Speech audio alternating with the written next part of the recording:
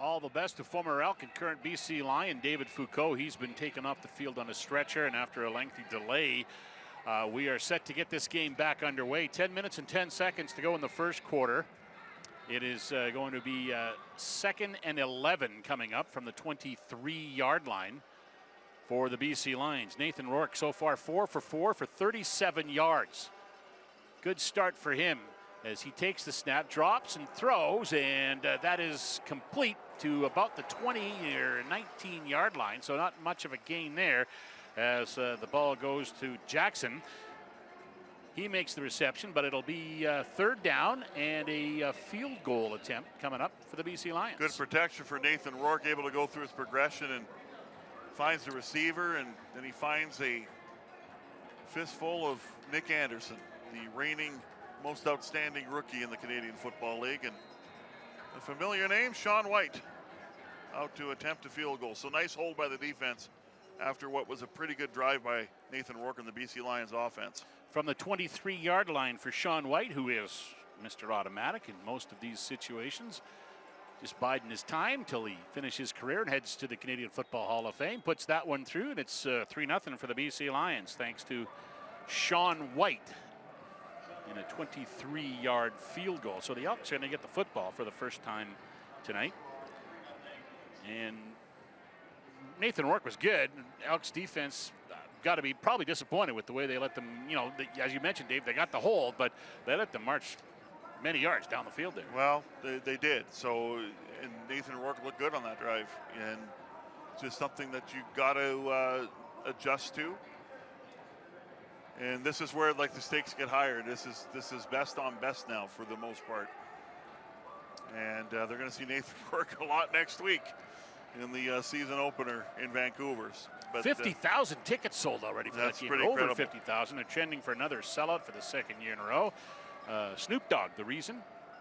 Edmonton Elks and BC Lions probably part of that too. But Snoop Dogg will be doing a concert beforehand. But I would still say that that's a pretty nice hold by the defense overall. Let's go down to Gord Hines on the sidelines. Gord. Guys, I was mentioning about coming out physical to set the tone for the start of the game. The Elks did that on defense. Lots of big hits. They were tackling well. I think where they missed it a bit is the play calling by BC just found the holes, and that's what let them march down the field.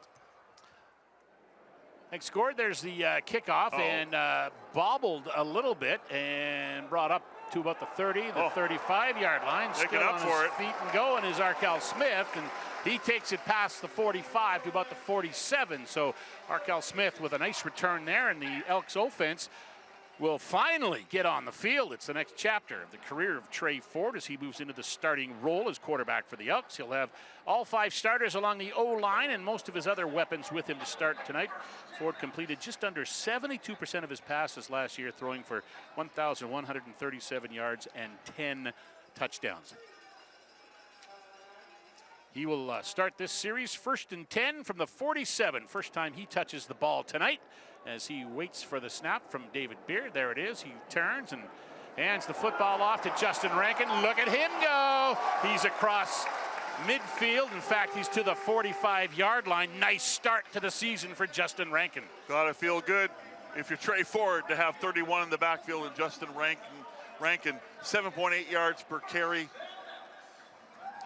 And they load up on the offensive line. They two tight end set and nice counter play as well, as he's going to start Rankin to the left, cuts right, and 17-yard gain for Justin Rankin. First down as the Elks now set up shop at the BC 47-yard line. There's the snap to Ford, dropping back this time. He's going to have to roll to the right. Flags come down. He throws.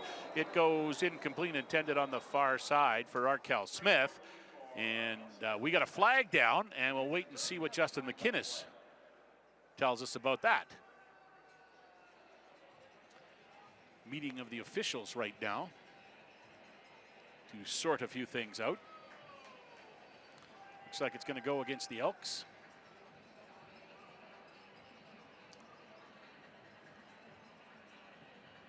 As McInnes talking to the BC bench. And procedure, no end. Edmonton, that penalty is declined. 2nd down. All right, so it's declined, and it's going to be 2nd and 10 from the 47-yard line. 3-0, the BC Lions lead. a field goal on their first possession. The Elks trying to answer now, 2nd and 10 from the BC 47. We've played about half of the first quarter here at Play Alberta Field. 3 receivers to the left side, 2 to the right. Ball's on the far right hash mark for Ford as he takes the pass, drops back. He throws, oh, that's complete through a window to Stephen Dunbar Jr. inside the 20-yard line. Big catch by Dunbar, and the Elks are in the red zone. Well, you love the confidence of that throw by Trey Ford, and like you say, that was not just a window, that's 4 guys all around him. Absolutely. Trey Ford, great protection up front, and trust in the receiver that he's going to be at the right depth, at the right spot. And boy, that was a great throw and catch. Trey Ford to Stephen Dunbar. To the 20-yard line of the BC Lions. First down for the Elks.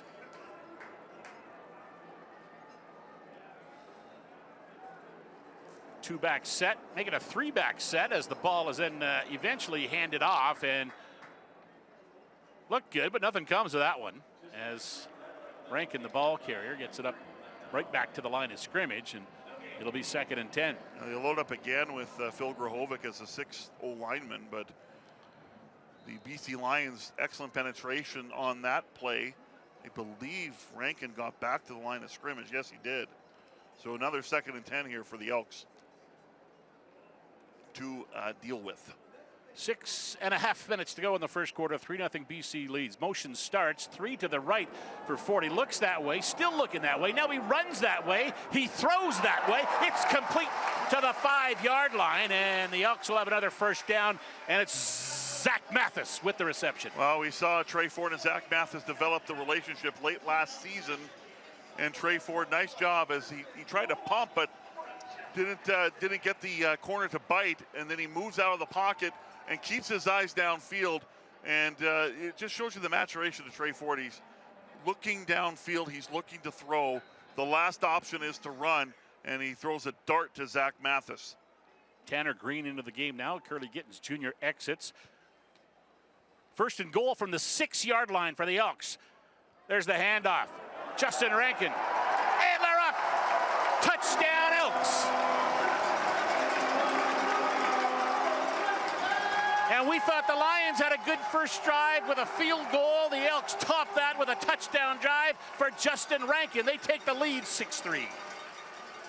Well, that's an excellent, excellent drive by the Elks offense led by Trey Ford. They get out of a couple of 2nd and 10s. And when you're within the 5-yard line, you know 31's going to get the ball more often than not. Great blocking up front, and Justin Rankin is just a bull between the tackles. So the Elks finally get a touchdown after going without one last week in Calgary. There's the point after attempt, and was that wide? Yes. Yeah. It was. And that was Vincent Blanchard who misses the point after attempt. So it is 6-3 in favor of the Elks. 5:21 to go as Justin Rankin takes the first pie out of the oven.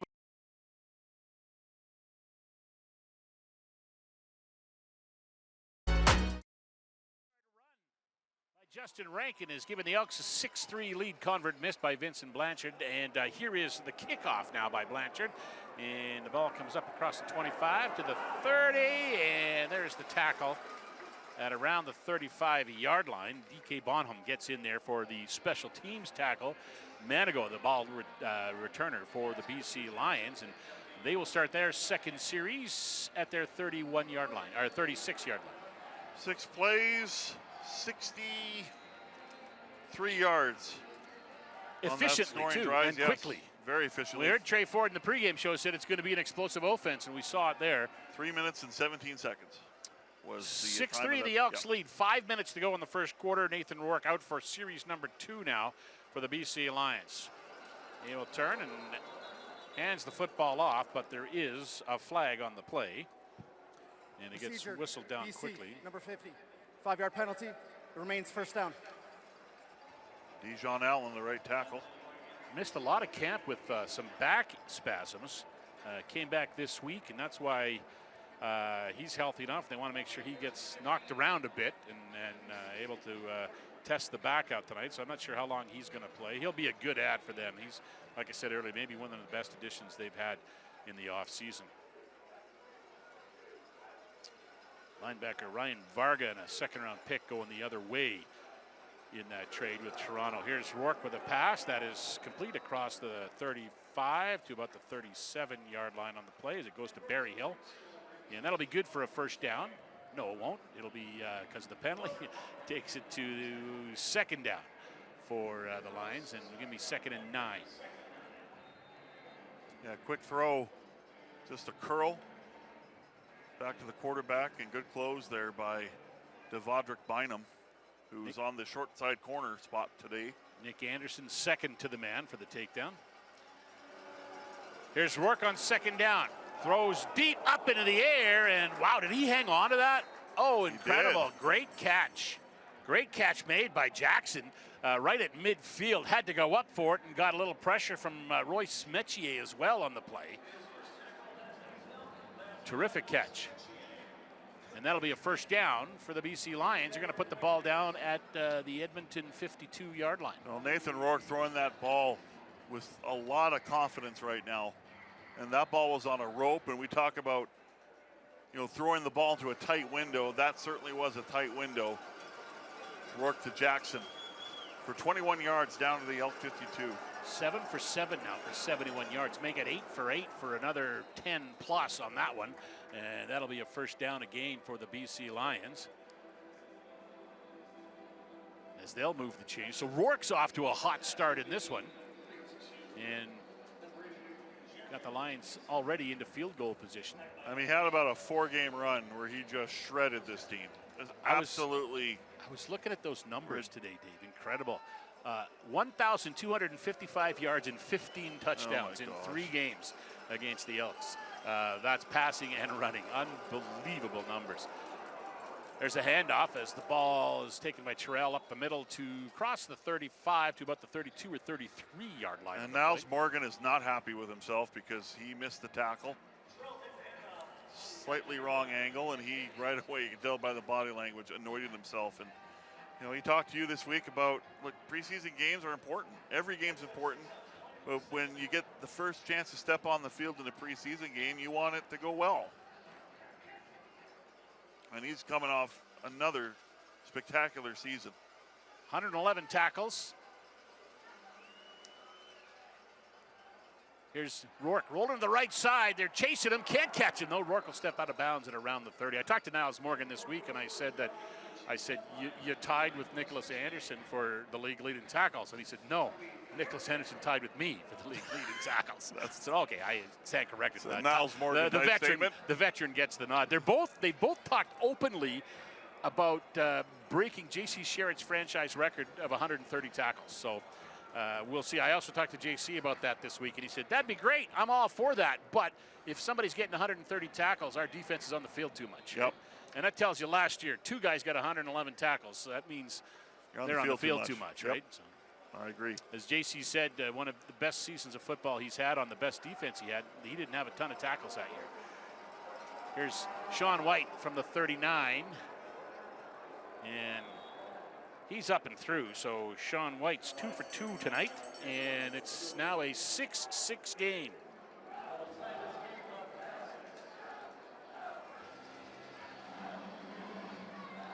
White is hit from 39 and from 23 yards. And the Elks have asked to kick the ball off, or the Lions to kick the ball off. Didn't really see a lot from the return game last week in Calgary. What we did see was not bad.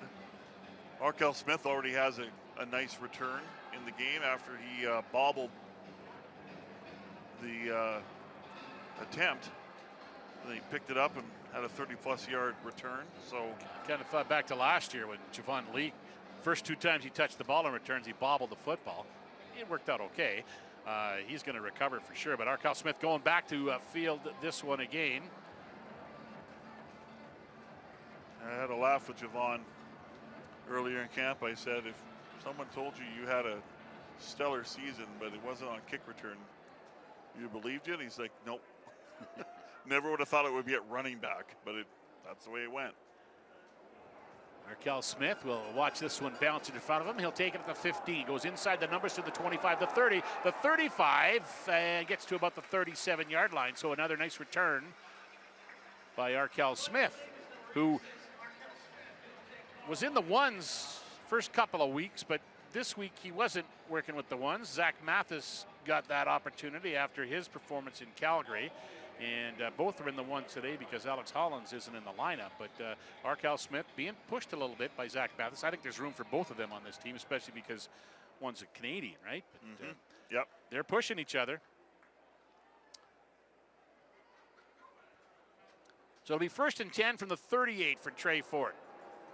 He turns, gives the ball to Rankin. He goes to the right side, tries to get around the corner, does, and will scrape his way up to the 45-yard line or so. They're going to actually mark him out at the 47-yard line at the BC Lions bench.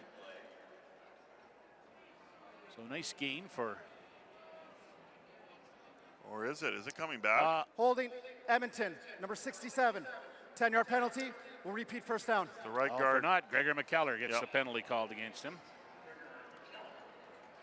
And so instead of a first down at the 47, it's going to be 2nd down from the 28. Make that first down and 20. Well, that's a big swing in field position at 20 yards. Penalties really hurt the Elks in the game against Calgary. 9 penalties for 88 yards in that game. Not nearly as bad as BC against Calgary the week before. They took 11 penalties for 187 yards in that game on Vancouver Island. Here's Trey Ford on 1st and 20. He throws. It's complete to the 40-yard line and up close to the 45-yard line. And Stephen Dunbar Jr., he looks good in green and gold after a year away in Hamilton. He has had himself a good start tonight. Well, nice job of driving the corner back, and then he cuts hard to the football. And Trey Ford looks comfortable so far on this offense. Obviously, it's more of the vanilla, like we talked about, but he's executing the offense fairly well. Looks very confident back there. Good relationships with the receivers right now. He and Dunbar are definitely on the same page so far. 1st and 20 turns into 2nd and 5. Very manageable for Trey Ford, who takes the snap. Flags come out again. He will throw, and again into a tight window, and it is complete to Dunbar for the first down, but we got flags to talk about. Hurley Gittins thinks it's against BC, but of course he would. Offside, BC, There you defensive go. line. He was right. Penalties declined, first down. So Dunbar with another catch. He was here in 2023, got injured, only played 13 games that year. 536 yards and 5 touchdowns, then re-signed with Hamilton after he was released and had another 1,000-yard season. He's got 2,000-yard seasons in his career. What I like about him, too, 5 or more touchdowns 3 times in his career in a season, so he can get to the end zone. He's lined up wide to the right now. Ford will drop back.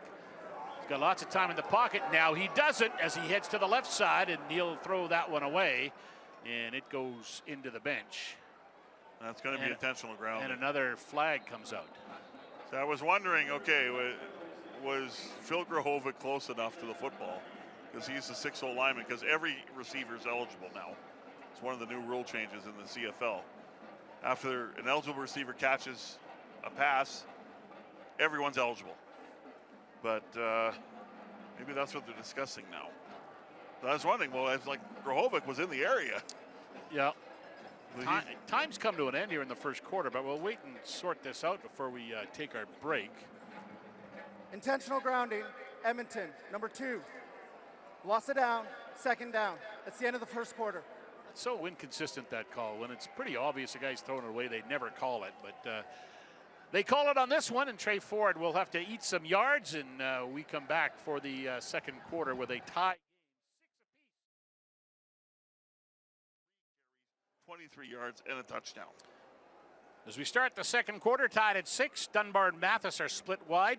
Ford takes the snap, deep drop. Now he has to roll to the right side. He's got some open field. He decides to throw. It's complete at the 45, to the 50, to about the 52-yard line, and then pushed back on the play is the receiver who's at the bottom of that pile. And wait for him to get up. It's Justin Rankin out of the backfield with the reception.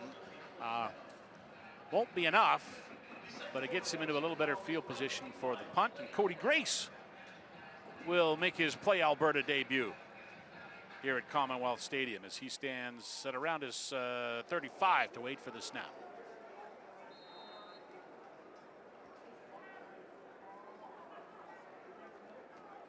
Here it is. Grace will lay his right foot into it, skies that one. It drops down at the 15-yard line, up across the 20 to about the 22 on the return. So it'll be some deep field position as the BC Lions get set to go back to work offensively on the play.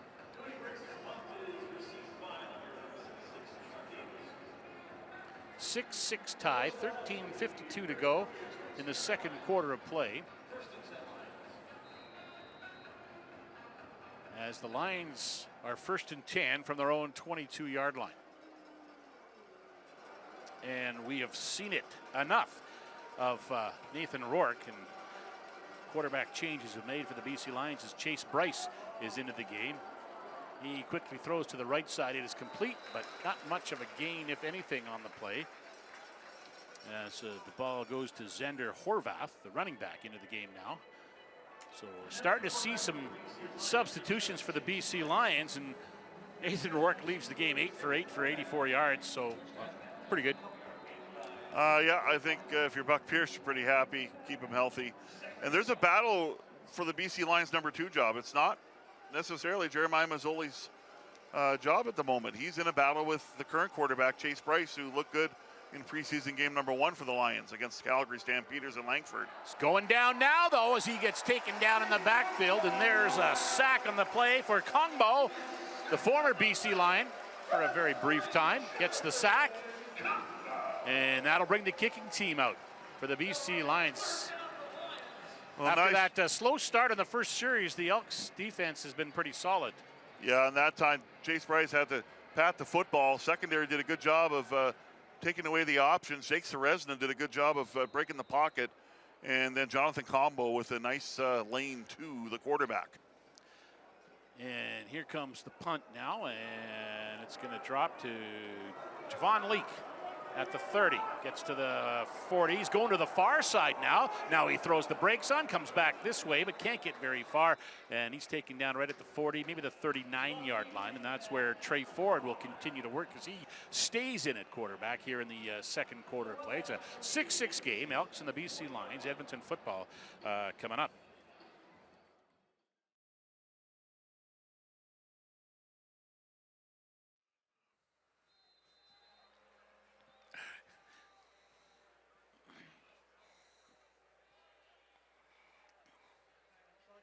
Okay.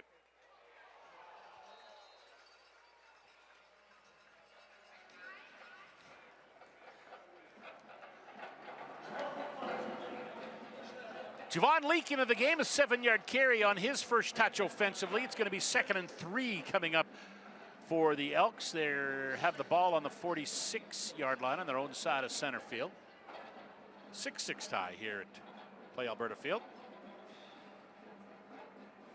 Starters staying in the game for the most part for the Elks.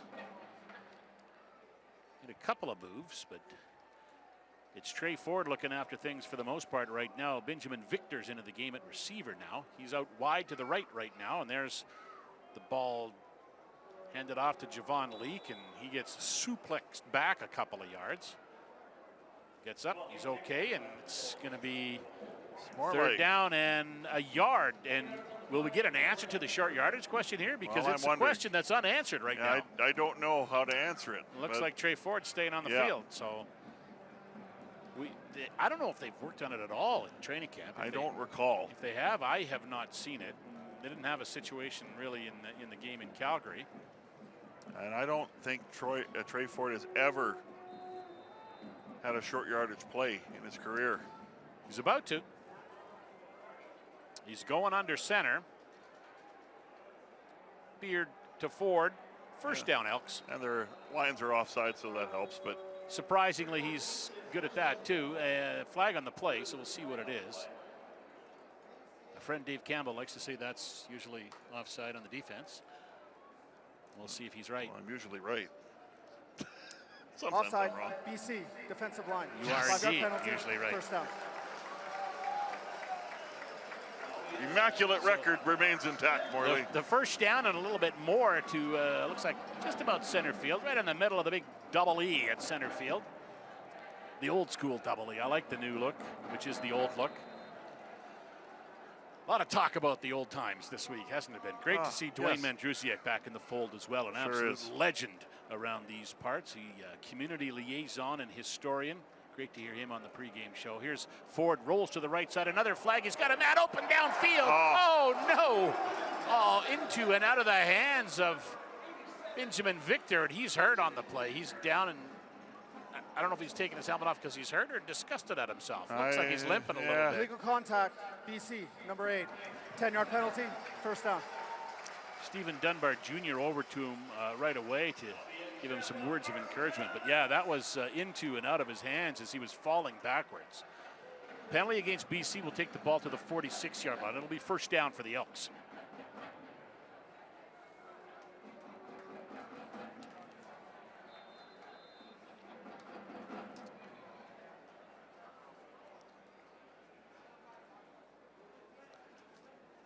From the 46-yard line, there's the handoff, and Javon Leake tries to muscle his way forward. He'll get a few yards before he's pushed back the other way. We'll see where they mark it. It's going to be about 4. So 2nd and 6. Tanner Green exits. Zach Mathis enters now for the Elks offense. So the one thing the Elks did really, really well last year is leading the league in missed tackles forced, according to Pro Football Focus. 107 missed tackles forced. Justin Rankin had 35. Javon Leake had 27. Trey Ford had 12. Kevin Brown had a few of them too. 3 to the right for Trey Ford. That's the wide side of the field. 2 to the other side. And there's the throw by Ford deep downfield. And I think that's intercepted. Yes, it's intercepted by the Lions and brought back across the 10. And coming up towards the 15, heading back into the middle of the field now. And finally brought down on the play. I think that's Jackson Finley. And Trey Ford throws one up, and the BC offense will go to work. 8:52 to go in this first half of play here in Edmonton. It's a 6-6 tie, Elks and Lions. This is your Alberta Ford dealers, Edmonton Elks football on 880 CHED.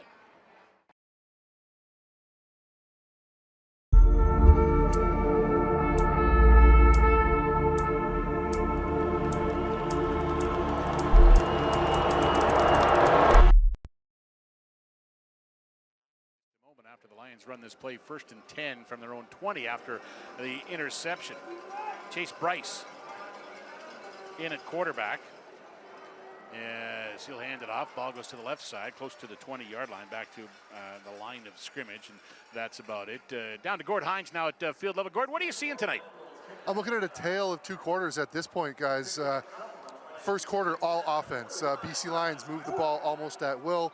Until obviously they got closer to the red zone. Edmonton, as we saw, moved it at will right down to a score.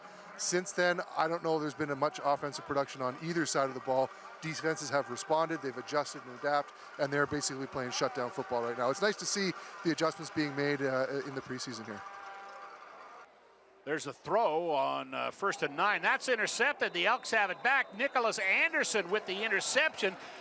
He was down in a pile. The BC Lions are saying that ball was on the turf. Nicholas Anderson says, hey, it's in my hands. One official says it's Lions ball.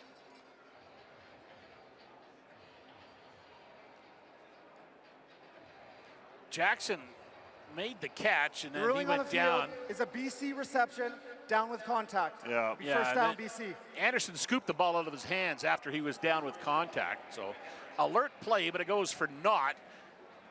And that turns it into a first down for the BC Lions. Ball's on the 33-yard line. Mark Killam's challenging.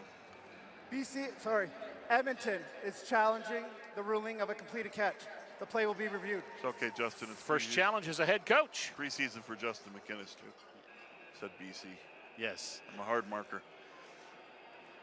It looked like at full speed that was down by contact. But are they saying, the challenge could be for Mark Killam, did the receiver have full possession? Did he have full possession before it was ripped out of his hands, right? So Getting a look at it here. Yeah, it's hard to tell.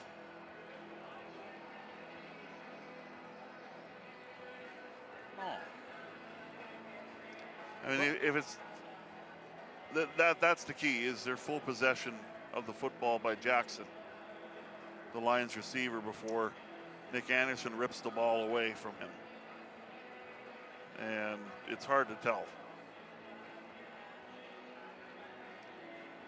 Full disclosure, our monitor in the booth is not working, so we have to rely on the scoreboard. After review, the ruling on the field stands. Yeah. Edmonton will be charged a timeout. First down, BC. Just felt it was going to be really difficult to prove that Jackson didn't have the possession of the football before being ruled down by contact. So that'll be good for a first down for the Lions. 1st and 10 from their own 33-yard line now. Chase Bryce in at quarterback for BC, 2 for 2 so far for 15 yards. Lions haven't dropped anything yet. 10 for 10 combined between the two quarterbacks. Here's a handoff and a big gain up the middle across the 45-yard line on the play before Horvath is finally taken down. He ran 7 times for 34 yards in their first preseason game. Also caught 2 for 6. Noticing the depth up front, the Elks front four now into the game. Noah Taylor at end. Of course, Jonathan Combo has a sack inside.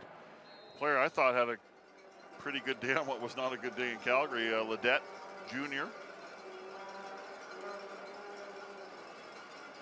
Or sorry, that's Beamy, I think, into the game now. There's the snap to Bryce. He will hand it off again, and flags come out as the ball carrier gets up towards the 50. Horvath does. To about the 48 or 49-yard line. Oh, now Jake Serezna coming back in to the game. Holding, BC, number 64. 10-yard penalty. Repeat first down. Xander Horvath, big man, 6'3", 230 out of Purdue.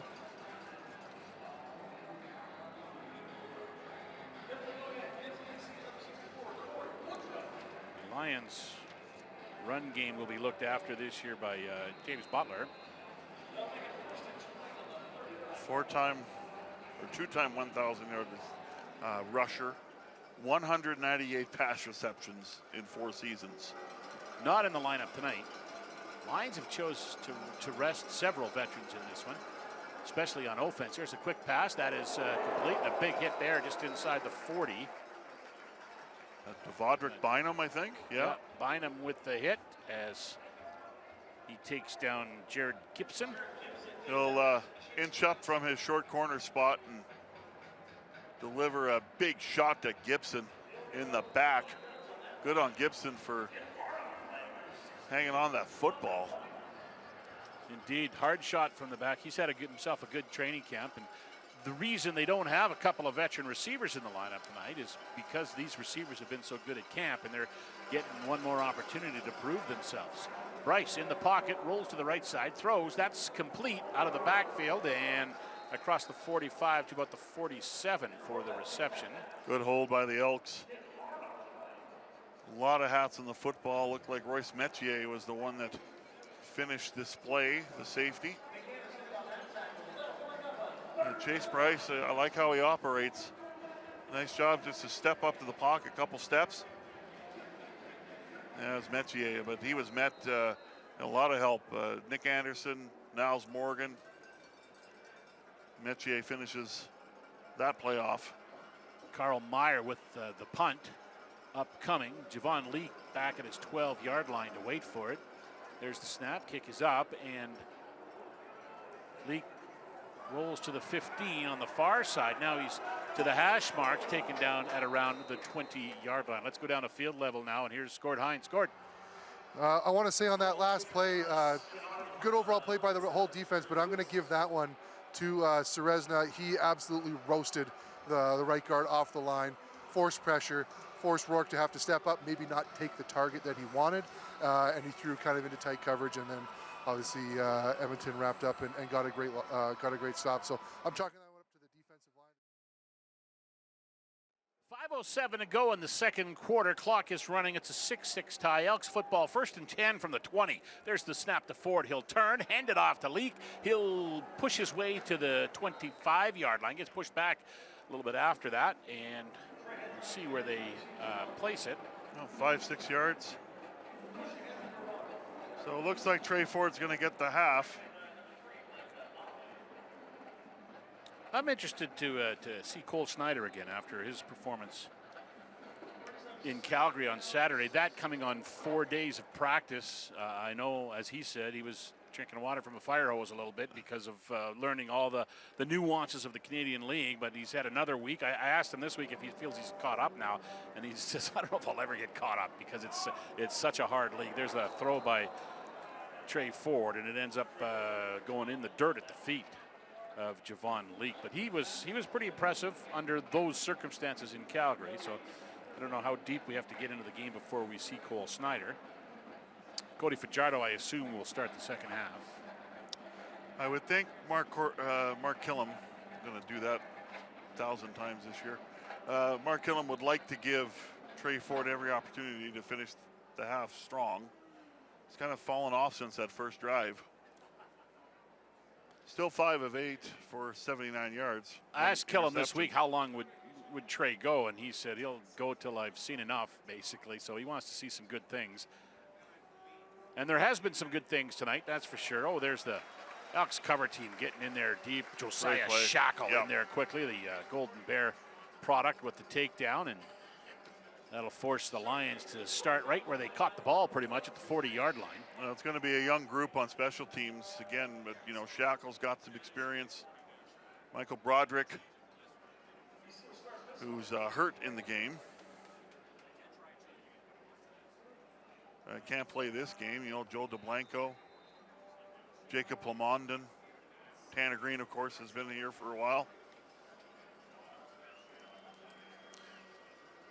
Chase Bright's 5 yards back of center. He'll turn, hand off the football. Oh, great stick by Cordell Jackson, who gets into the backfield fast, and that'll be a loss on the play for the Lions. Well, Cordell Jackson, I asked him earlier in camp, how do you like playing closer to the box? He says he loves it. And, you know, last year, he was probably the best, outside of Lucius Purifoy, the best defensive back against the run.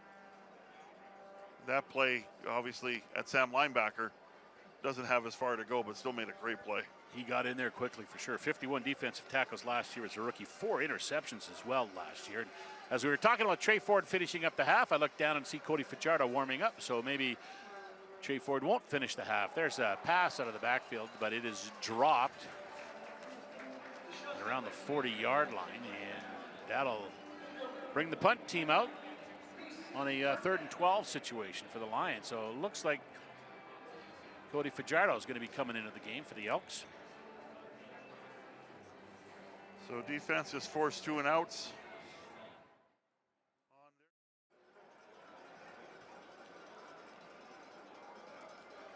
Lions about to kick it away. Kyrus Jackson waits for it as he will slide to his left to pick it up at the 16-yard line. He'll get to the 20, loses the football, and it is picked up and taken it to the 15. Elks still have possession. And there goes our monitor again.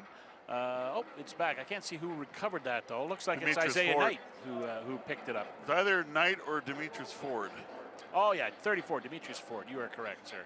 So please change their numbers before they will.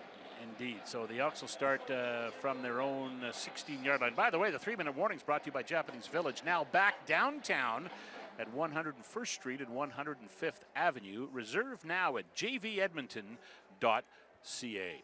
Indeed, it is Cody Fajardo into the game at quarterback for the Elks. He'll take the snap, and he's going deep right off the hop, up into the air, and that is complete at midfield.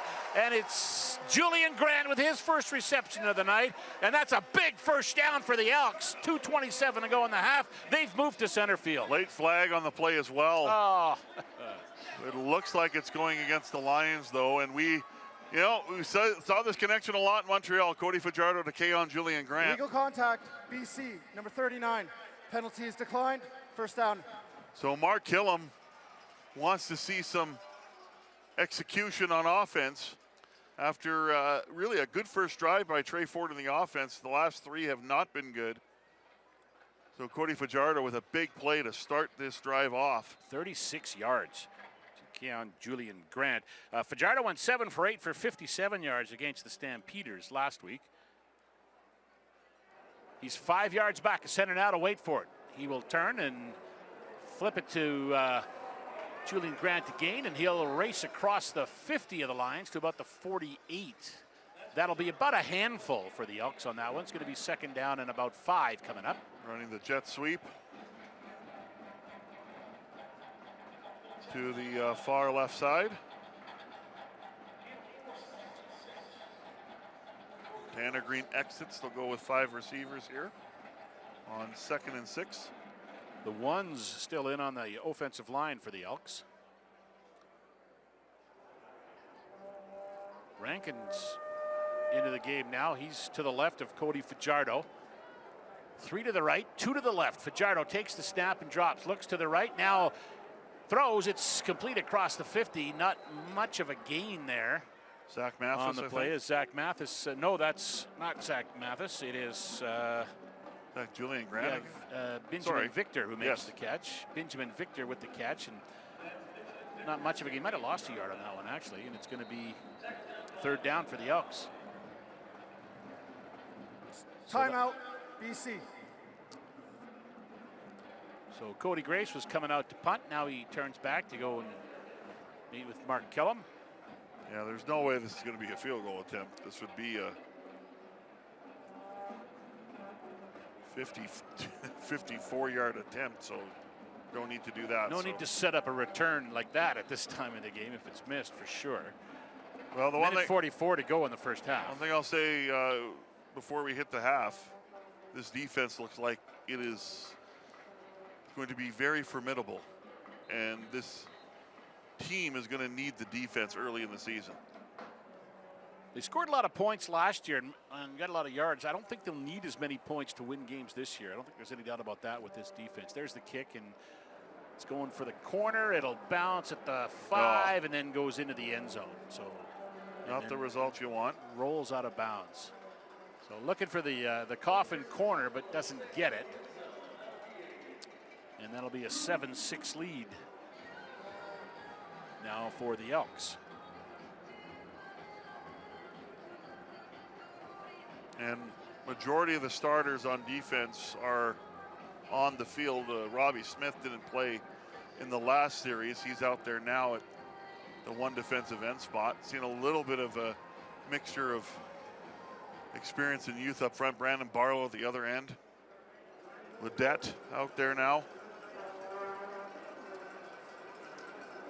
Chase Bryce takes the snap, then hands the football off, and there's a nice carry up across the 50 to about the 52-yard line on the play. As the Lions will get themselves a first down. 7 McGee. Yes, that's right, 7 McGee. 7? He has 6 younger sisters, or older sisters, and he was the 7th child, and they ran out of names, I guess. 7 McGee, love it. He gets a nice carry for a first down up to the 52-yard line. He's also one of those receivers who's had a good camp for the Lions.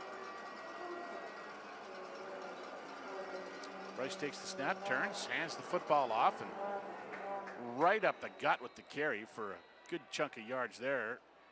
Might about have 8 on the play. Decision for Buck Pierce on the Lions sidelines. This is about 3rd and a yard and a half. Fenwick, the ball carrier, by the way, for the Lions. But the offense is staying out. The bigs come out for the Lions on short yardage. 66 seconds to go in the first half.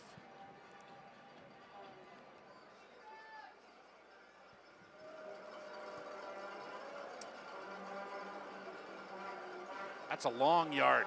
I think it's closer to 2 than it is to 1. As Bryce turn and hand the football off, and that should be pretty close to the first down for Fenwick, I think. He slowed him, but didn't stop him as he gets, I think, the needed yardage. I think the Lions get a first down here.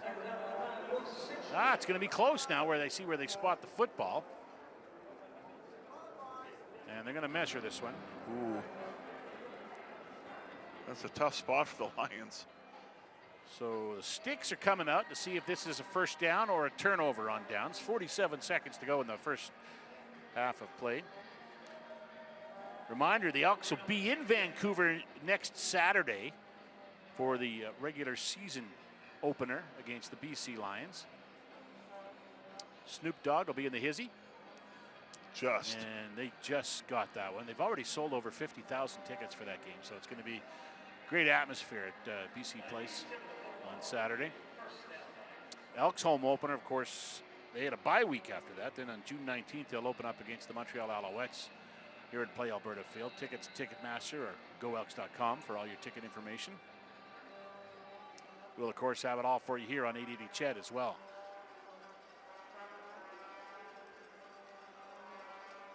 There's the snap to Bryce. He will throw. That's complete to McGee, and he gets across the 40 to about the 37, close to a first down again for the Lions. Quick hitter, Bryce to McGee. Good close by Nick Anderson, who is always around the football. Chase Bryce operating very, very well now. Nick Anderson has 9 tackles tonight. Mid-season form? Probably wants to know what the unofficial preseason record is for defensive tackles. Yeah, looking forward to seeing him for a full season for sure. Oh, there's some good coverage by the Elks D-line. They might have stopped him. It's only second down, but they might have stopped him. Great work by the Elks D-line. They stopped the surge there. So Nick Anderson, just talk about him now. It's 10 tackles now.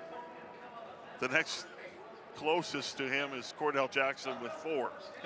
So Nick Anderson doesn't care if it's preseason or not. He's come to play on the last play. Doing what he does best. Yeah. They're saying that Bryce fumbled the football. Yeah, he did. It kind of popped out at the end of it. So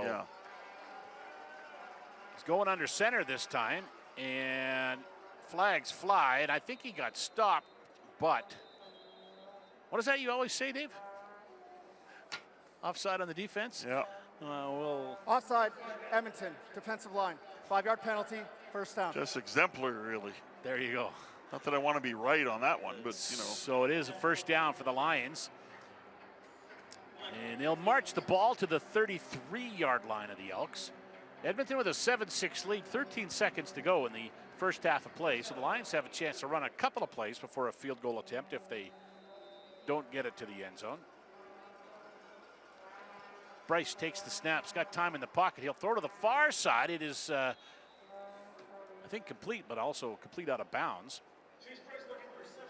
Yeah, it was caught by second down for the Lions. It was caught by Jackson on the Lions sidelines, number 14, Jermaine Jackson, but he was on the sidelines, so that doesn't count. 7 seconds now to go, so Chase Bryce has 3 receivers to the right side, 2 to the left. Ball's between the hash marks. There's the snap. A quick drop and a quick throw, and it is complete to the 25-yard line. This will bring out Sean White now. 3 seconds to go. White's 2 for 2 from 23 and 39 to give the Lions the lead at the half. This one's going to come from around the 33, 34-yard line. Sean White, Grey Cup champion with the Double E in 2015. What a huge part of that team he was after he came mid-season. From the 33 for Sean White. It is true and through. And the Lions will take the lead to the dressing room. It'll be 9-7 after the field goal from Sean White. We'll check in real quick with Gord Hines down on the sidelines as we hit halftime. Gord, I don't know, what do you make of this one so far? Not as high scoring as I thought it might be. Both offenses moving a little bit. Both defenses getting some stops. Yeah, absolutely. I think there's bright spots on both sides. I wasn't thrilled about kind of the lack of energy by the Double E. Stands out here in the second half. 9-7, the Lions lead. The second half is afoot. Here's the kickoff, and it's going to go to Artavius Pierce up from the 15 across the 30 to the 35 to the 40 to the 45 along the sidelines, and then angled out of bounds on the far side. So Another nice return. Check that. That was Calhoun with the return back there. And the return game has looked good tonight, that's for sure. Yeah, that's been a bright spot. And Cody Fajardo starts this half at quarterback, and we do see a lot of the depth, those 2s and 3s on the field for the Edmonton Elks. 148 players dressed in this game, 68 for the Lions, 80 for the Elks. Fajardo takes the snap, he'll turn and roll to the left side, then throws, and that's complete. Kyrus Jackson just inside the BC 45 with the reception. And Kyrus Jackson, to me, stood out in what was not a very good game for the Elks in preseason game number 1, a 31-4 loss, but building off of what was, I think, a positive performance. Nice throw by Cody Fajardo on the long out pattern by Kyrus Jackson, who got on his horse and got to the spot. Nice gain of 21 yards. Cody now 4 for 4 for 68 yards in the time he's played. Came in late in the second quarter. He'll roll to the right side this time with the ball. Again, looking deep, and again throws, and again it's complete. And it is Victor with the reception, Benjamin Victor, and another big gain for Cody Fajardo, who's throwing bombs tonight. Well, got out on the half roll, and we didn't see this in Calgary. We just saw Cody Fajardo basically take the ball, 2-step drop, and gone. And tonight we're seeing Cody Fajardo get on the move a little bit, and it's paid off so far in his time at quarterback for the Elks. 5 completions for 82 yards. He had 7 for 57 yards in the game in Calgary. Here's a handoff to Pierce into the game, and he's surrounded, and then they don't get him to the ground. They stand him up and bring him to a standstill. Artavius Pierce, 6 games with the Chicago Bears in the NFL, had 6 carries for 34 yards and a touchdown. Against Calgary last week, 6 carries for 21 yards. Also had a reception as well.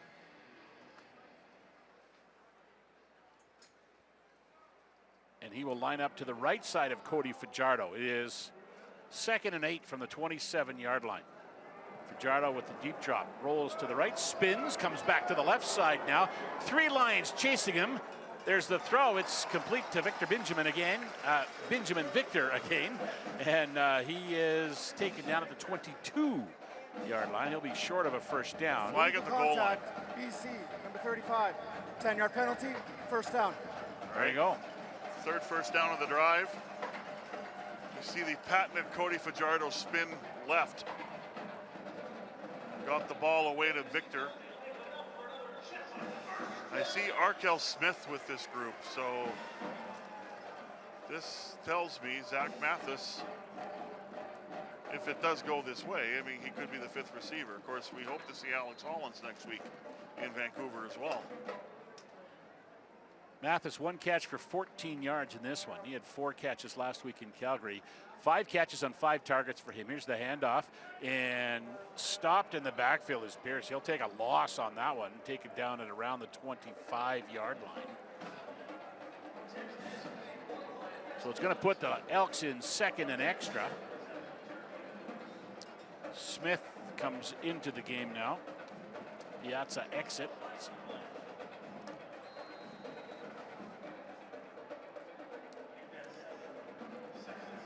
9-7, the Lions lead the Elks. Elks pushing right now. They're 2nd and 17, though, from the BC 24 right now. So we'll see what Cody Fajardo's got up his sleeve here. There's the snap, and he will quickly release. That's intercepted. Picked off on the far side, and coming down the sidelines. Will he get caught? Still on his feet, and at the 40-yard line, the stop is made, and that is, not sure the number over there. Was that 11 again? No, not 11.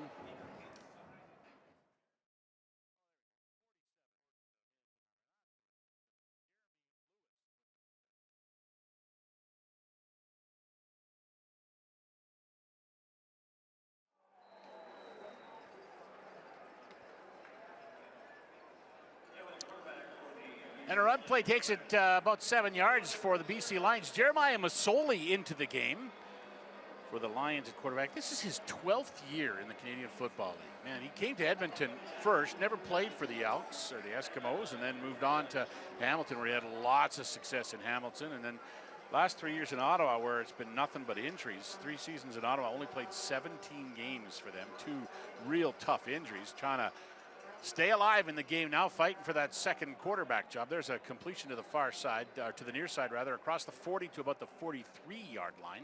This is the last, this has been a long time for Jeremiah Masoli to play this deep into a preseason game. 10.5 to go in the third quarter, 9-7 the Lions lead.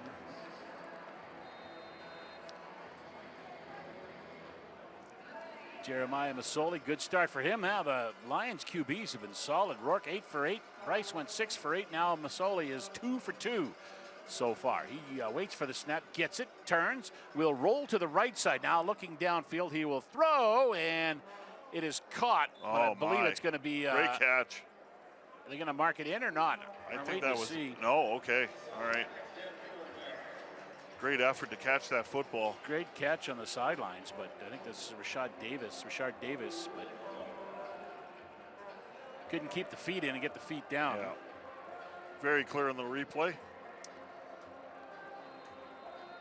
So 2nd and 10 now coming up from the 36-yard line of the Elks for the BC Lions, who lead at 9-7, just under 10 to play in the third quarter.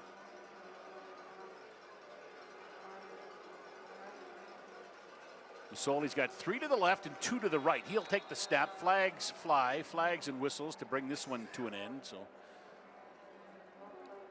Procedure, BC, number 67. 5-yard penalty. It remains 2nd down. 2nd and 15 coming up now for the Lions. They'll push it back 5 yards. Masoli in the game against Calgary was 3 for 5 for 43 yards and a touchdown. Also ran once for 3 yards. I think at 36 in his 12th year, his running days are mostly behind him, I would think so, yeah. But, man, he's a smart quarterback. We saw him have a magical performance here way back when to set the CFL record for consecutive completions in a game. There's the throw, and that one is complete again to the 35-yard line. Won't be enough, though. Not a great throw by Masoli, but a little bit low. And great effort, though, by the Lions receiver on that play, Hayden Haddon, out of Idaho. So that will bring in a field goal attempt. Sean White? Or is that Sean White? Is that? It is not. It is. No, it is, I think. No. No, he's too tall. That's not Sean White. Mark McNamee. McNamee will take this one. That's no Sean White, that's for sure.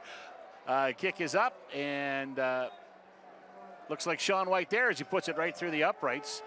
And the lead goes to 12-7 for the BC Lions with McNamee with the field goal. So we will take a break.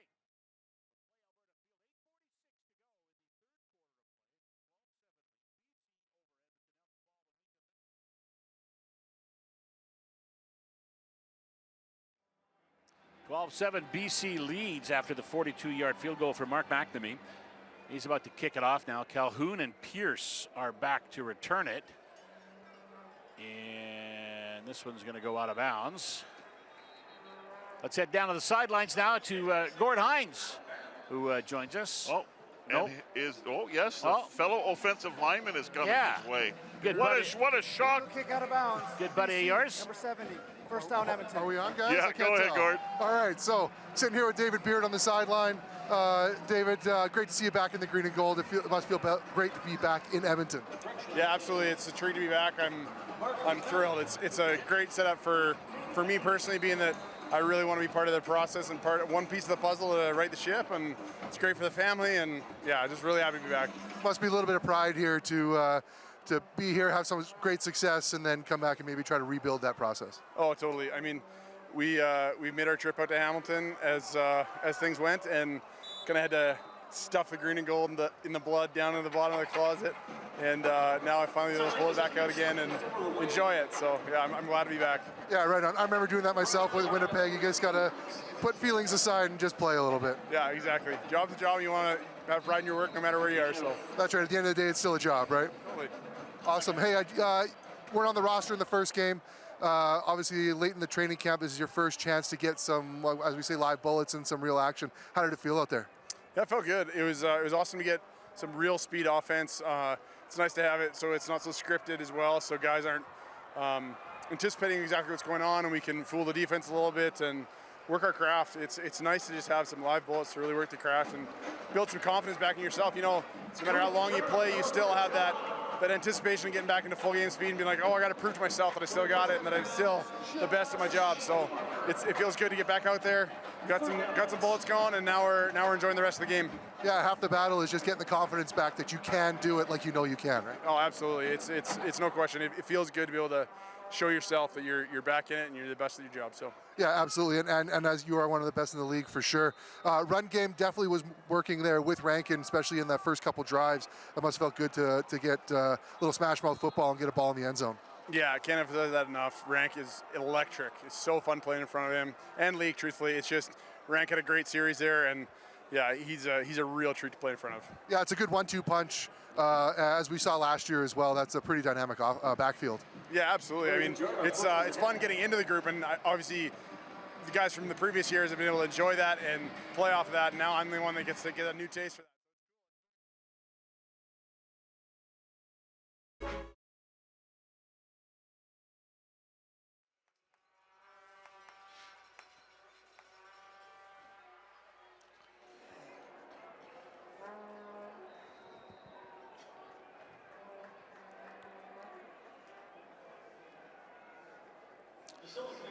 We are back at Play Alberta Field, where the BC Lions lead the Edmonton Elks by a score of 12-7. Well, Gord was talking to David Beard. The Elks had one series offensively that ended with a turnover on downs as Cody Fajardo was stuffed on a 3rd and short attempt.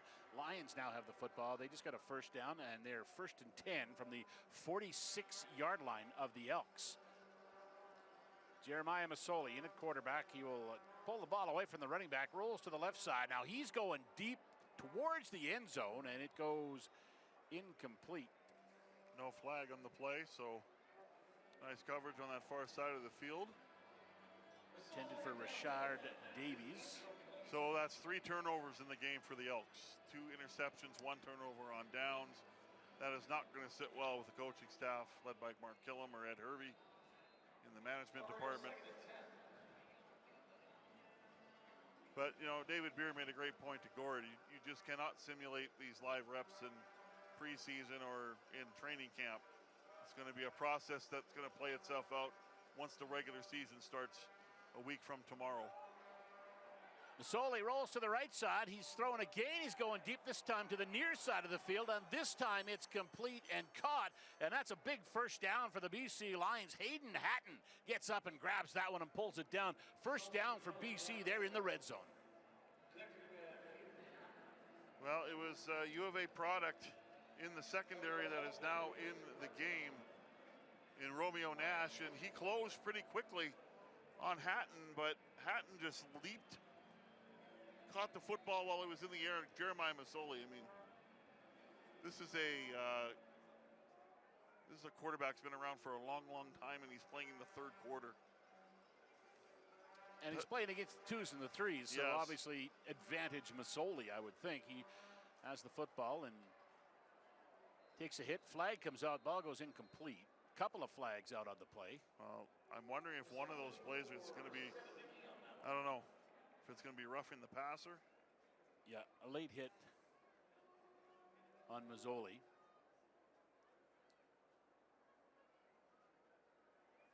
Illegal contact, Edmonton, number 3. Half the distance to the goal, first down. Illegal contact on Combo.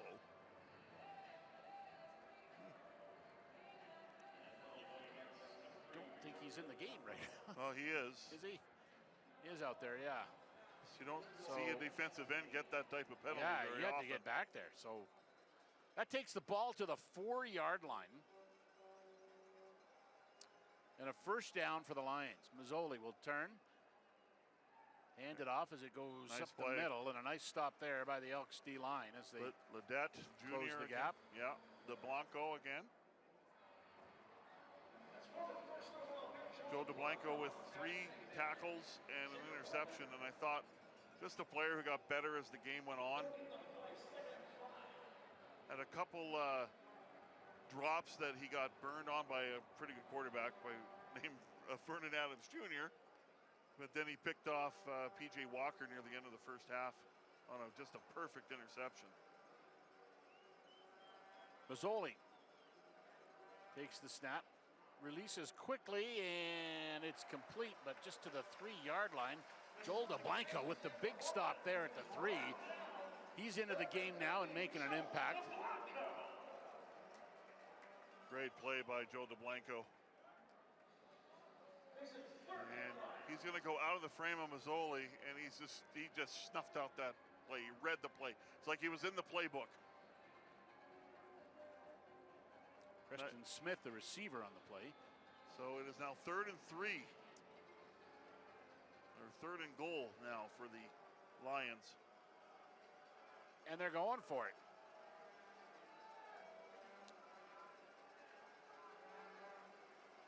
Mazzoli takes the snap, hands the football off, but nope. That's going nowhere. Another big stop by the Elks D-line.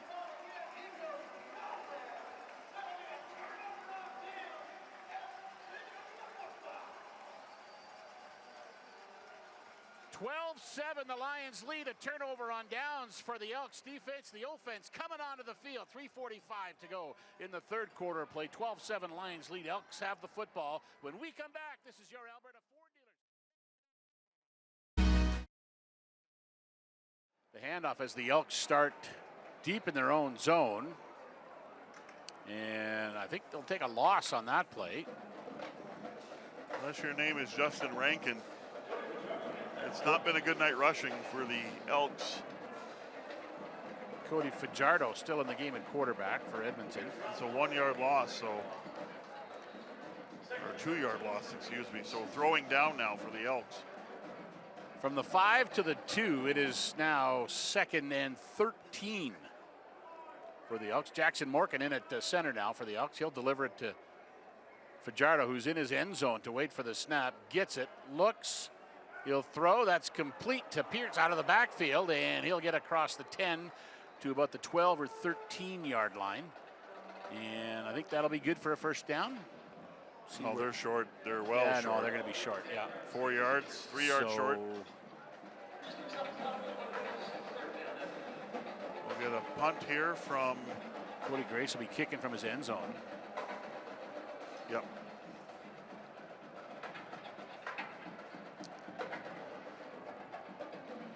Two minutes and 23 seconds to go in the third quarter. Clock is running. Lions with a 12-7 lead. Elks about to kick it away.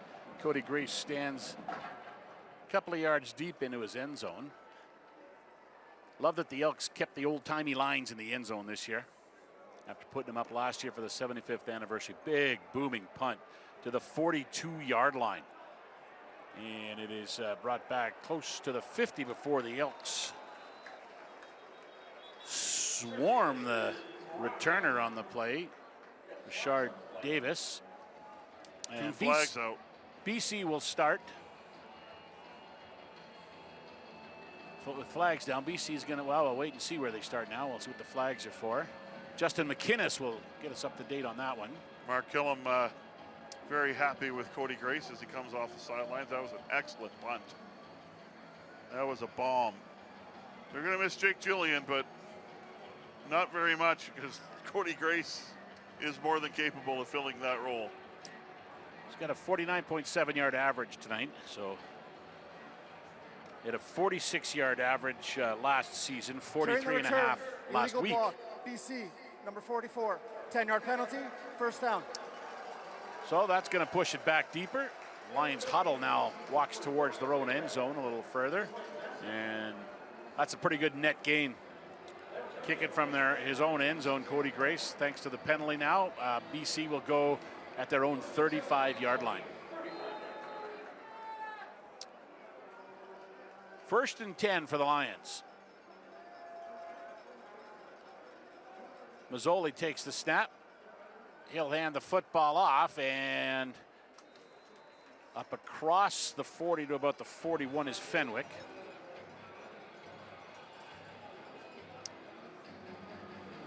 It's going to be pick up about 6, so let's call it 2nd and 4 coming up for the Lions. All sorts of substitutions going on now.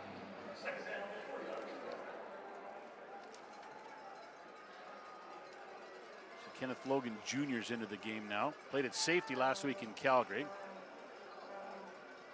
It's going to be at Sam, I think, tonight. There's ball up towards the 50. That'll be good for a first down for the BC Lions, as it goes to Hatton again. And a big game for the Lions. First down for BC. Ball's on the Edmonton 51-yard line.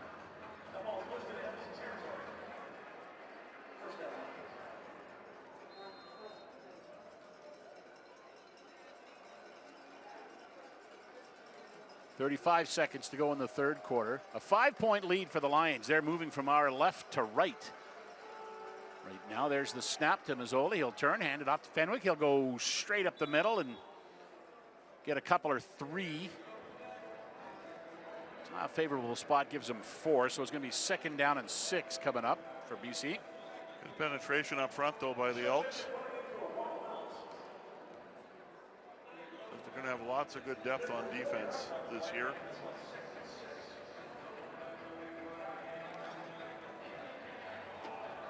This is the final preseason game on the preseason schedule this year. Tomorrow's cut-down day across the Canadian Football League.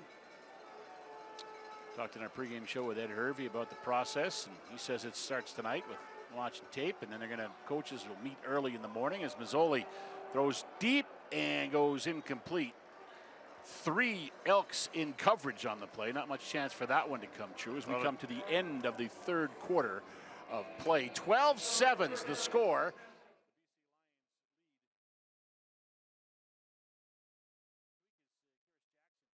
Dances a little bit, but takes it to the gets about a 3-yard return there to about the 13 or 14-yard line.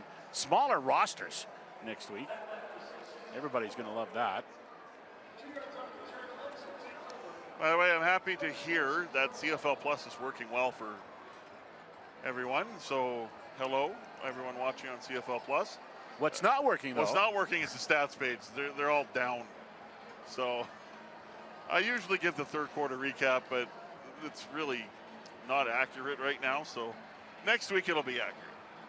Let's hope. Elks are going 1st and 10 from their 14-yard line. Fajardo still in at quarterback, takes the snap, looks to the left side, and will throw to Pierce, and he is chopped down immediately. Is he ever? On the play, jumping in and making the takedown. And what is that? It's going to be a gain of only 2. Yeah, a couple yards. Nice play by defensive back Jaden Williams out of Indiana. Stop Pierce in his tracks. So 2nd and 9. They only give him a yard on the play. Fajardo drops and throws to the sidelines and overthrows everything and kind of throws it away, as Curious Jackson was the intended receiver on the near side. So Fajardo took a big shot from Noah Cherry. So that's a 2 and out. I mean, at some point we're going to see Will McIlvain or Cole Snyder. Seems like Cole Snyder has jumped over McIlvain as the third quarterback. That's what the depth chart says anyway, right? I would like to see both finish this game up.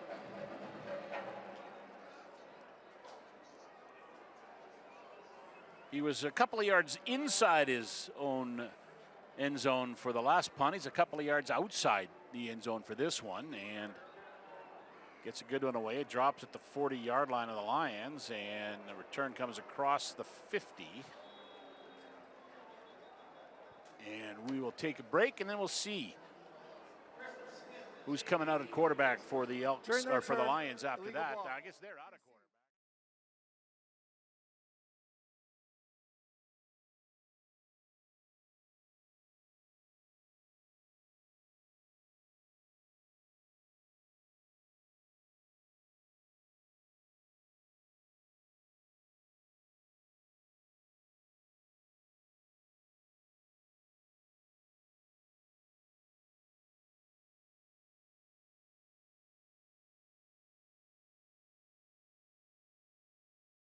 It's BC football, 1st and 10 from their own 35-yard line. Jeremiah Masoli takes the snap, hands it off to Fenwick, and he's surrounded quickly and taken down. Elks D-line showing up on that play. Let's head to the sidelines now. Gord Hines, what you got down there, Gordon? Guys, I think we all wanted to see what the second team could do in this second half. I will say the defense is looking very good. They're shutting down the Lions right now. They're looking great as the second team goes on. On the other hand, offense completely fell flat. This is a chance for these guys to prove themselves as a group and as individuals. They had 2 chances to get out of the shadow of their own end zone, and I don't like to say it, but they failed on both. So they haven't been performing. I'd like to see them step it up, get a little energy, get a little intensity, because a lot of these guys are still trying to make the team. So offense needs to pick it up in whatever limited reps they're going to have for the rest of the game. Yeah, still time to make a play, right? And a lot of these guys are pretty fresh because they're just coming into the game. So you still got to, no matter what the score is and what the tempo of the game is, you still got an opportunity to make a play. Absolutely. We're within 1 score. I mean, one play can totally flip this game, and there's a lot of time left, especially with CFL timing. So I think I would love to see the offense get a little intensity, get fired up, and move the ball and prove that they belong on this team. 12.5 minutes to go. Elks down by 5. Calhoun takes the ball just outside the numbers at the 20. He'll get across the 30, tries to bob and weave his way, gets to the 35-yard line. So not bad starting position there. And we are going to see a new quarterback for the Elks as Cole Snyder comes out to play now. Played Sandlot Well, the ball football. was in flight. 5 for 9 last week. Edmonton, number 51. 10-yard penalty, first down. I just like the urgency he operated with on that last drive in Calgary. Says he's been asking a lot of questions in the meetings this week. Of course, he arrived. He had 4 days of practice before he played in the game in Calgary. He's had a full week this week. I asked him what he learned about the CFL, and he just said, football's football. That's the one thing I learned. It's just go out and play. So, and especially the situation he was in, all you can do is use your skill set, because a lot of the nuances of the game he hasn't caught on to yet. So we'll see now. He's had another week of practice, and this is his second opportunity to play. So we'll see what Cole Snyder can come up with out of Eastern Michigan. Played 12 games there last year, 2,600 yards, 19 touchdowns. And he'll take the snap and hand it off immediately. And again, BC defense gets in there, and it's no gain. In fact, probably a loss for the Elks. I think McBride's into the game now at running back. Well, Mark Gillum told us yesterday he's also looking for the depth on the offensive line, especially the second unit, the second wave, and we're probably into the 3s now. But overall, the 2s and 3s have had big-time trouble blocking up front with the running backs, and it could be the running backs too. Snyder seemed to have some good chemistry with J.J. Lapp at receiver. He's out now too, lined up wide to the left side. Snyder takes the snap, drops back to his own 1-yard line, throws. That's complete to the 15-yard line. So 2-and-out show now. That'll be another 2-and-out for the Elks, as the offense heads off the field once again. Tyler Middlemost with the reception there for the Elks, but not nearly enough. And I wonder if Mark Gillum wants to see Vince Blanchard maybe punt a little bit here, or even the newcomer. Cody Grace out. Yeah, and I think it's just the position on the field. You're backed up to your old goal line again, and you just want to trust the veteran to get yourself. His 3rd straight punt within spitting distance of his own goal line for Cody Grace. High one will drop at his own 50, but then bounces back towards the Elks end. And so a nice job by the cover team, though, to get out of that 5-yard halo, and I believe they did. Grace was coming hard too, trying to grab something, but nothing there. And the Lions are going to I vote for straight time. 10 minutes to go as we're winding it down in the preseason. There's the snap and carry up the middle for the Lions as they've gone back to Chase Bryce at quarterback now. Just a reminder, the Elks are wearing their road jerseys tonight, the white tops with the gold bottoms. They're going to have an event coming up on Thursday at the Midway Music Hall. It'll be the debut of the new jerseys. The jerseys the Elks will be wearing this year, and they'll wear them for the first time 1 week from tomorrow night when they play in BC against these very same Lions. But Midway Music Hall from 6 to 8 o'clock on Thursday night. Free event for all ages. Players are going to be there, so you get some autographs and some selfies. Also some prizes up for grabs too, and you'll get a chance to see those new, both the homes and the road jerseys. What a catch in the end zone. What an outstanding catch, and the BC Lions have themselves a touchdown as Chase Price comes in and throws, and that's a beauty to the far side. I think that's Preston Smith, I believe, on the far side, but as far away from us as you can get, and he comes up with it, and the Lions have a touchdown, and they're going to blow this one open a little bit now. Got in behind J.J. Ross. Demetrius Ford a little late coming over with the help. And the BC Lions, with a great bit of execution there, Chase Bryce with the nice throw.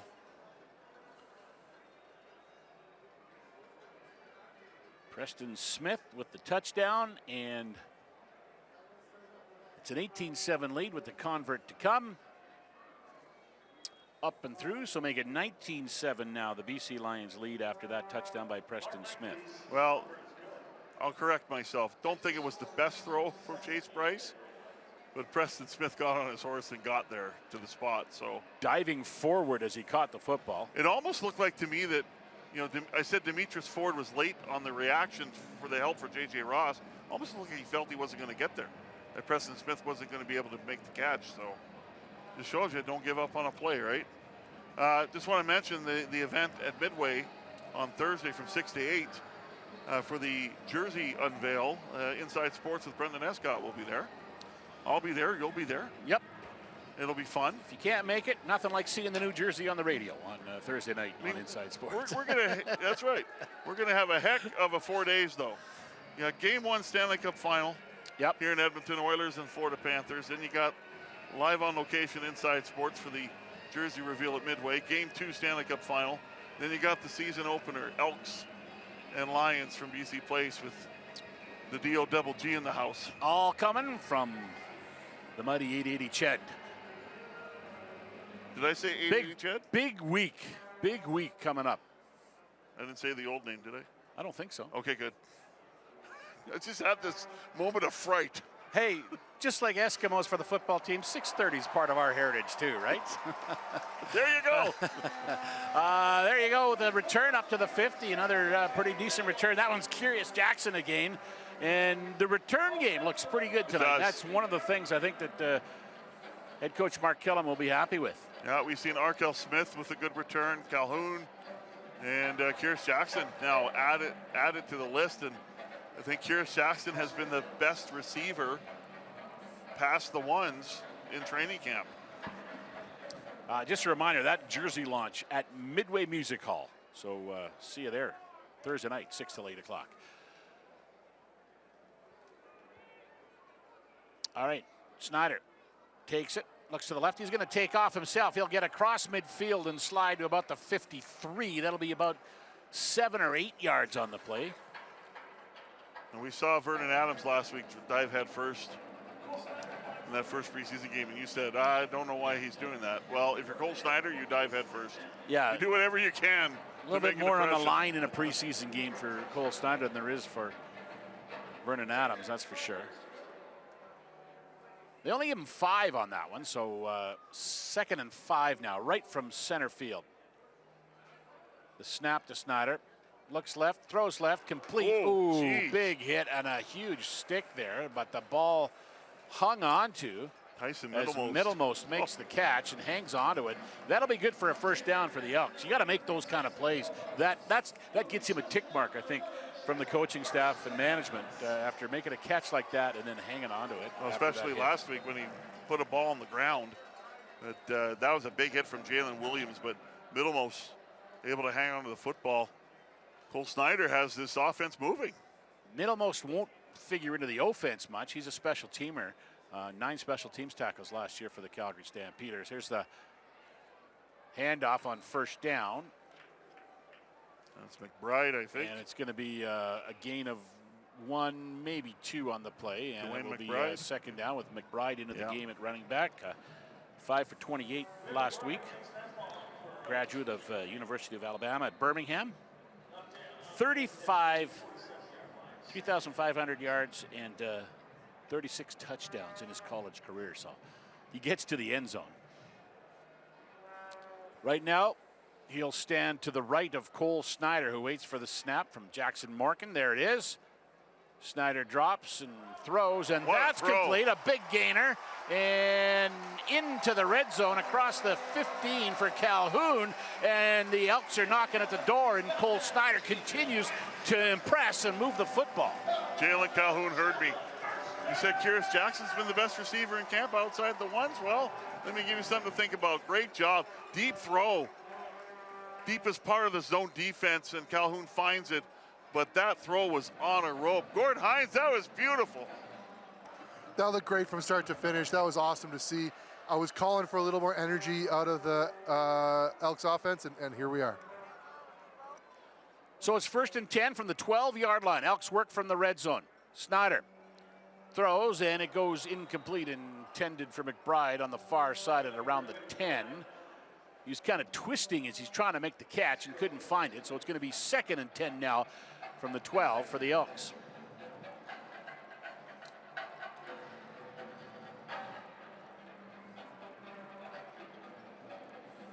.538 to go in the 4th quarter. Snyder looking impressive again under interesting circumstances. This is the area of the field where I felt he struggled last week in Calgary. Is just decisions in the red zone and throwing the football. He wasn't able to punch it in last week when they got close. We'll see what he does here on 2nd and 10 from the 12. Takes the snap, takes the drop, throws. That's complete to the far side. And, no, I think that's to the 1. Did the ball come out? Yeah, the ball is stripped. The ball is stripped, and there's a Lion player heading downfield with it. Receiver says he's down by contact, so I'm sure that'll be reviewed as it's a turnover, of course. And Jeremy Lewis is going to run all the way to the end zone just to make sure. But this will get looked at, I think. If this stands, that's the 4th turnover of the game. And that's a long run. Good throw from Cole Snyder to J.J. Lapp. And he says he was down by contact. I don't think he was. I don't think he was, no. I don't think he was. Good job. Another Lion came in and helped strip the football. It was 2-on-1, and Lapp couldn't hang on to it.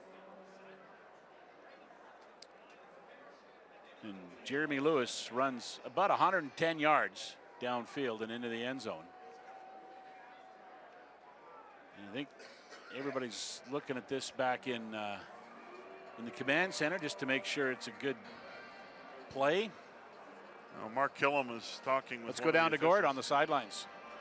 Guys, there's something I want to talk about on that last play. That great effort, great pass, great catch, good effort on the 1-yard line. But what I didn't see was any other green and gold players helping. After review, there was probably 4. The ruling on the field is that the Edmonton ball carrier fumbled the ball after forward progress. He was being pushed back and fumbled at that time. It'll be 1st down and goal for Edmonton at the 1. Wow. There's a break, Gord. Big one. Yeah, but I'd still like to go back to what I was saying. No, you're right. Nobody there to push him in, right? A lot of black shirts around him, no white shirts around him. That's the second effort that we need to see out of offensive line, other receivers, running backs, to get that guy across the line into the end zone, because he was left unprotected. And what do you think is going to happen? They're going to stand him up, strip the ball. So great play by BC to capitalize. Edmonton could have done a better job there. That's a lot of running for Jeremy Lewis for absolutely nothing. I think Mark Killam wants more time on the clock. If they could punch this in right away, we might have a finish in this game. This will touchdown on a convert, makes it 19-14.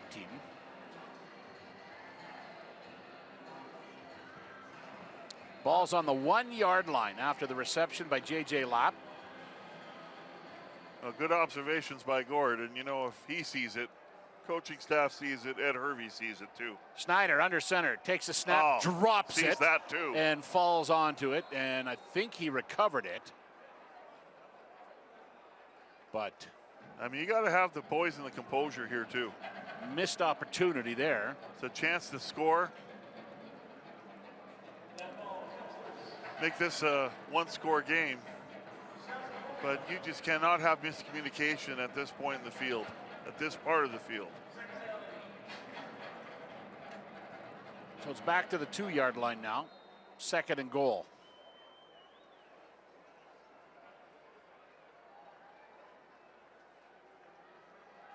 Morgan leans over the football. Snyder's in the shotgun now to wait for it. Hand off to the end zone, and in for the touchdown goes McBride, and the Elks have narrowed the gap a little bit. A 2-yard run from McBride. Touchdown Elks.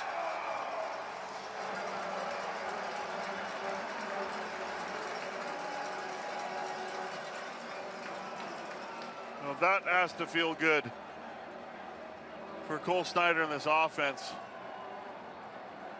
McBride, I'll tell you that, I thought the Lions had a really good surge from their D-line. McBride found the seam, but boy, he really had to work to break the plane. Good job by McBride, though. Blanchard's missed one convert, but he gets that one. And it's a 19-14 lead for the BC Lions with 3 minutes and 50 seconds to go in the 4th quarter, so still time for the Elks to pull something out here. We'll take a break. This is your Alberta Ford Dealers, Edmonton Elks football on 880 CHED. Mike's asking for who we want. 248. Coach, the guy. And the ball's going to drop just inside the 10-yard line, up across the 20. Oh, great downfield tackle. Oh, Josiah Shackle again gets down there. He's had a strong night on special teams. Great coverage by him on that play. And the Lions looked like they were building a return. Instead, they're going to start a little deeper than they thought in their own zone at about the 23-yard line. Well, so like you said, like Gord has said it a few times here, you're looking for the energy. And that definitely is a lot of energy shown by this special teams unit. Will it filter into the defense now after the offense gets a score to get this team back in the game here? Mark Killam said special teams, one of the things he'd be watching tonight. He also talked about the defensive backs and the second tier of O-linemen were going to be something he was going to pay attention to tonight too. There's a big run up the middle, and that's a nice gain across the 40 to the 45-yard line. And then so one good play by the Elks gets wiped out on a big run by Fenwick. He found a big hole opening up on that left side. Ball's at the 42-yard line. 1st and 10, 3 minutes to go now. As we're about to hit the 3-minute warning brought to you by Japanese Village. 19-14. Elks trail the BC Lions. Lions football 1st and 10 from the 42-yard line. Chase Bryce back in at quarterback for BC. He gives it to Fenwick again, and he won't get much. Maybe one, maybe two, but we'll take a break. 3-minute warnings brought to you by Japanese Village. Now back downtown at 101st Street and 105th Avenue. Reserved now at JV.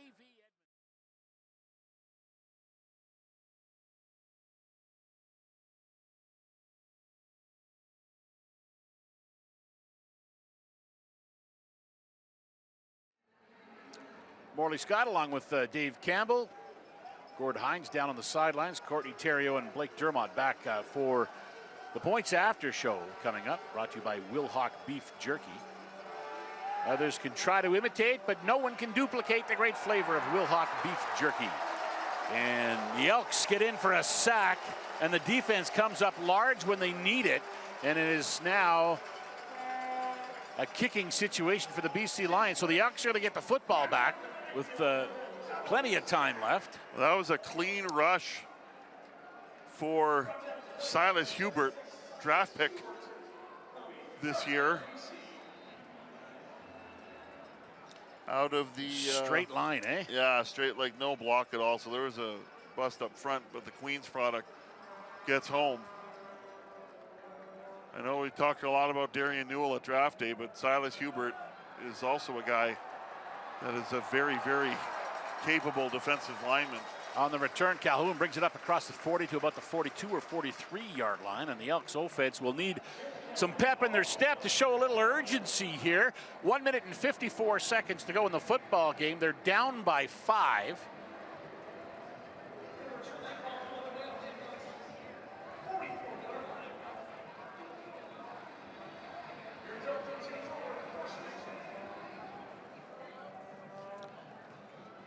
And they also make a change at quarterback. Will McIlvaine in at quarterback now. He comes in and throws. That's complete. And that'll be good for a first down to center field as it's J.J. Lapp with the reception. So that's probably one of those things we talk about. Coaches want to coach to win, but coach to evaluate too. So Cole Snyder was going pretty well, but they want to see Will McIlvaine again. And they're going to get a chance to operating in this situation with 99 seconds to go now, down by 5.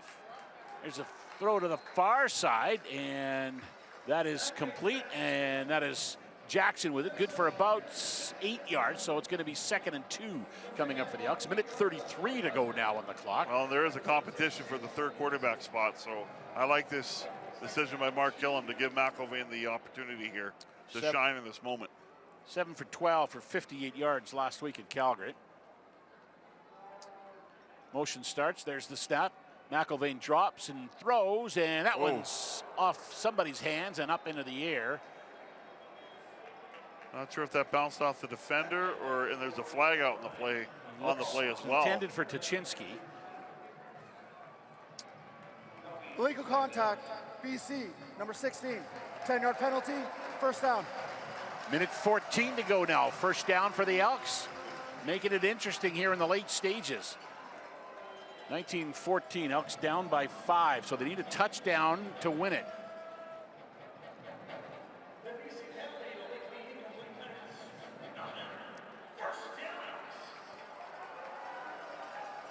McIlvaine in the shotgun. He's got 2 receivers to the right side, 3 to the left. That's the short side of the field. He'll take the snap and hand it off, and up the middle for across the 30 to about the 28-yard line or so on the play is McBride with the carry.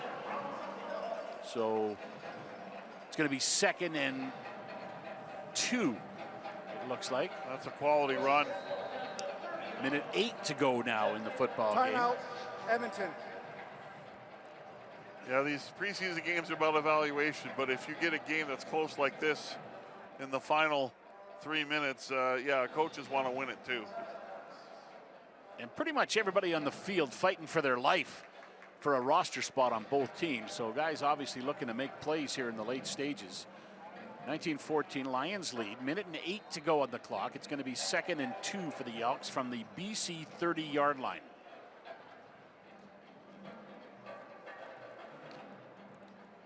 Will McIlvaine in at quarterback now, out of the University of Central Arkansas.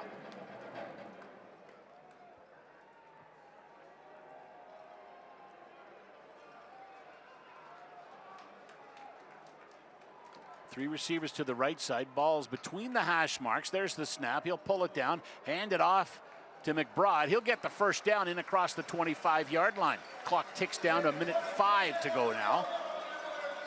First down for the Elks. That's 2 good runs here by McBride, and great job by of the guys up front on that offensive line. McIlvaine shouting instructions to some receivers. J.J. Lapp's going out wide to the left side. Now he comes in tight to the line of scrimmage. McIlvaine throws. That's complete to Lapp, and he'll dive ahead across the 15-yard line. Working quickly as Lapp is just going to run a curl in the middle of the field.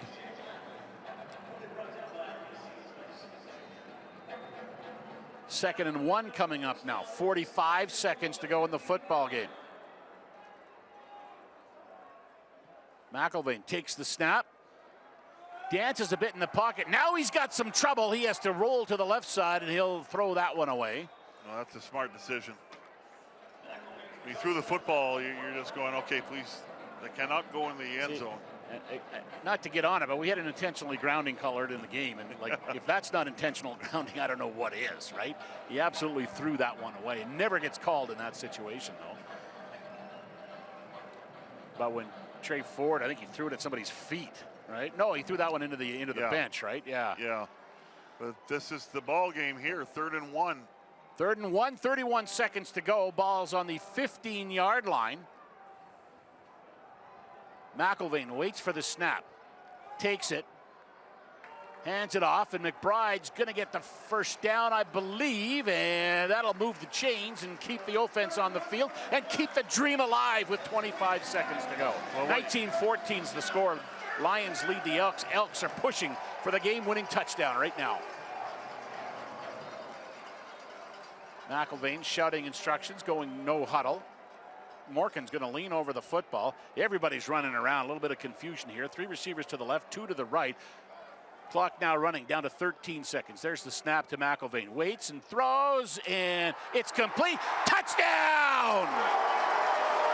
What a throw! Jalen Calhoun into the end zone, and the Elks are going to win this one. What a throw by Will McIlvaine. On a rope in a tight window.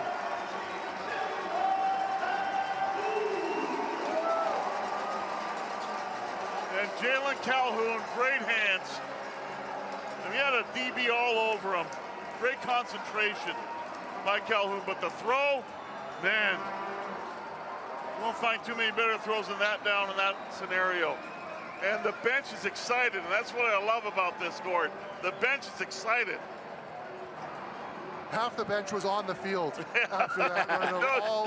All 80 guys at least, or at least half of them. So yeah, that's the excitement we need, preseason or not. This team showed up in the 4th quarter to win this game.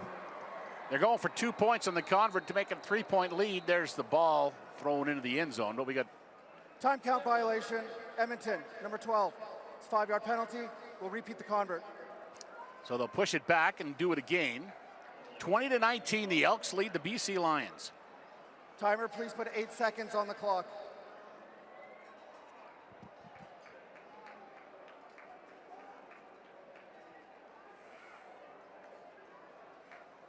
So the 2-point convert attempt now will come from the 7-yard line. McIlvaine waits for it from Morgan. He's going to drop back, rolls to the right side. Flag comes out as he throws, and it goes incomplete towards the back of the end zone. Intended for Colby Herford. We got holding, Edmonton, number 64. Penalty is declined. The convert is unsuccessful. Timer, please put 8 seconds back on the clock. So it's a 1-point lead and 8 seconds to go. So this one's not over yet. It's an important kick here for the Elks.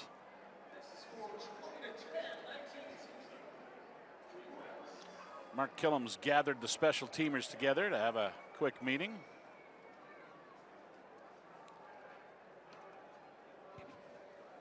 So Jalen Calhoun with the touchdown. Good work. Fight his way in from about the 1-yard line after the reception.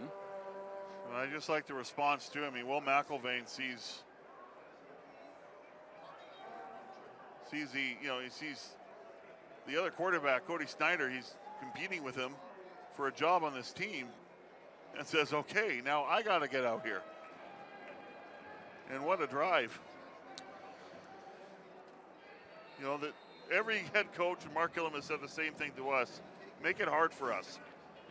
Make the decisions hard. Well, I think that's what we're seeing in this 4th quarter. So Vincent Blanchard has the ball on the tee at the 30-yard line. And lets it fly. It's going to drop just inside the 10. Clock is running now up with the return up towards the 35-yard line. And there's 1 second left. So the Lions will get one play. Probably be a deep ball, eh, Dave? Yeah. 1 second to go. The Elks haven't won a lot of preseason games over the last few years. They haven't won one at home in They're forever. 1-6 coming into this one, right? So over the last, 4 years. So this one in dramatic style, if they could hang on, and looks like they will, but we'll see if BC's got a miracle or not.